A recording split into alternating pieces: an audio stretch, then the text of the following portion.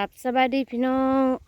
ครับสบายดีสุขุสุคนสมองสมบอนสบายดียามเสาร์เด้อจ้ามันนี้ยินดีหับสมสองของมาตาพี่น้องลงสวนอีกได้พี่น้องมันนี่ลงแต่เด็กเลยมาตาหดพักแล้วก็มาเข้าสวนมักแตงใส่อันหัวคมเลยใส่อันนะดิใส่หมอแบตมาไตโอ้ยแล้วกันหมอปันนี่ก็บ่แล้วพี่น้องเอ้ยเลยสิแล้วเห็นได้จ้ะเลยลงมาโฮดพักแต่เด็กๆแล้วเราก็จะข่าวสวนหมักแตงฮะก็เก็บได้ไปคูดหนึ่งครั้งหนึ่งลุยอีกครั้งที่สองมาพี่น้องใครอยากได้สั่งจองมาเด้อพี่น้องหมักแตงแซ่บๆหวานๆจากสวนพี่น้องเลยสดๆเลยเก็บให้จากข้างเลยพี่น้องสั่งจองเข้ามาได้เด้อใครอยากได้ต้องการหมักแตงกวารสชาติแซ่บๆอ่อนๆ สั่งจองเข้ามาเด้อเดี๋ยวมาตาจัดส่งให้บ้านใกล้พี่น้องจ้ะเฉพาะบ้านใกล้เด้อถ้าบ้านใกล้ก็เอาไลน์ก็ส่งอยู่พี่น้องเอ้ยสั่งจองเข้ามาได้เด้อจ้าหมักแตงกำลังเริ่มเก็บมือที่สองรอบที่สองผักอุดหนุนในเด้อผักผู้ใหญ่ใจะดีอุดหนุนในเด้อFCทุกคนอุดหนุนซอยเมตตาในเด้อ5 ถุง 10 ถุง40 50ก็ว่ากันไปเนาะจัดส่งตามที่สั่งมาเนาะลูกค้าสั่งมาเขาก็จัดให้ได้ตามใจสั่งเด้อพี่น้องสั่งเข้ามาจองเข้ามามาต่อขั้นตอนล่างปลุงหนึ่งล่างหนึ่งใส่ถุงบุเข้าหมัดก็ได้เนี่ยมาแล้วยังสิจัดเลยใส่ป้าไว้บาง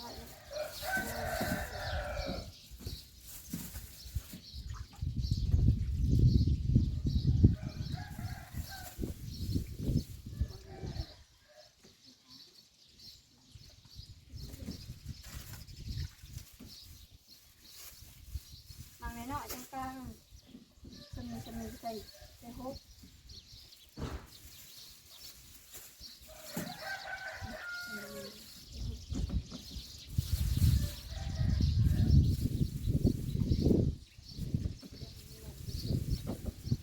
สวัสดีปะลุง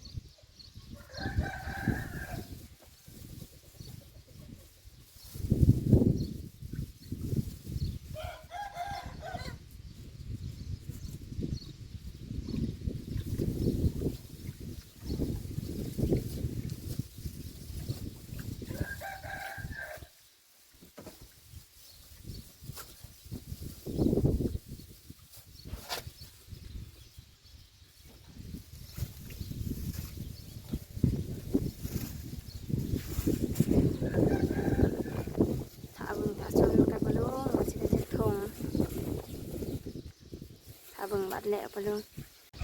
เตรียมพร้อมแล้วพี่น้องมานี่ก็ได้65พี่น้อง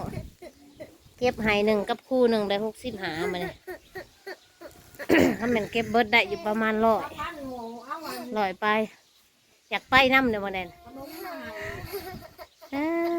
ต้องหายอยากไปน้ำไปแม่ขนมอยู่ตู้เย็นปูเอาขนมมาไว้ให้นะเอาแม่น่ะไอ้แม่เอาเนี่ยเอาไว้ไปเอาไปลูกไปหากอุดหนุนเด้อพี่น้องสุขุสุขคนมันนี่จักสิหอดไซแต่มันนี่ได้3กระสอบตอนนี้สอบเต็มเขามาเก็บใส่กระตาใส่กระเต็มคือกันเนี่ยใส่กระตาน้ำหากอุดหนุนเด้อไปสุขุสุขคนมองเพื่อนสุขุสุขคนอันนี้ลูกสาวหลาก็อยากไปน้ำอันนี้ป้าโทรบอกแม่ของไก่ๆเด้อลูกเอ้ยไปขายของแตงน้ำมันใกล้ได้แดดกับพ่อแดดนี่นะเที่ยงเลยนี่นะห้างก็สิออกเฮือนห้างก็มาตะเวียกให้ซุ่มลูกสาวใส่ไหจากนั้นได้เลย มาใส่เรียบร้อยแล้วมันก็เตรียมไม่แต่สิไปขายอย่างเดียวไปงามไปงามอยากไปนำใบดีปลาลุงนะเป็นอะไรใบดีปลาลุงจะสิไปน้ำข่อยโอ้ยแม่มันสิคล้องไก่ได้ลูกไม่ไปนะไก่ได้ เจ้าสิเหย้าแดดพอแล้วไปน้ำข่อยได้อยู่เพื่อนจังหน่อยลุงพาไปตึกปลามาแรงกลับมาเก็บเลาะใหม่ยังบ่เบิดยังให้1ให้ป้ายพอแล้วยังบ่ได้เก็บแล้วได้เลยพี่น้องสำหรับที่นี่พอกันคลิปหนาเด้อพี่น้องเด้อฝากเบิ่งฝากชมกดไลค์กดแชร์ให้เด้อพี่น้องสบายดีพอกันคลิปหนาพี่น้องจ้ะสบายดีพี่น้อง ป้าแล้วมาใส่ซอยร้านน่ะจะแต่นะฮะก็มาไปขายบักแตงก่อนพี่น้องจ้ะบายงามๆเลยเห็นได้บายน่านสู่พร้อมอีกโอ้ยไปได้เลยพี่น้องสวัสดี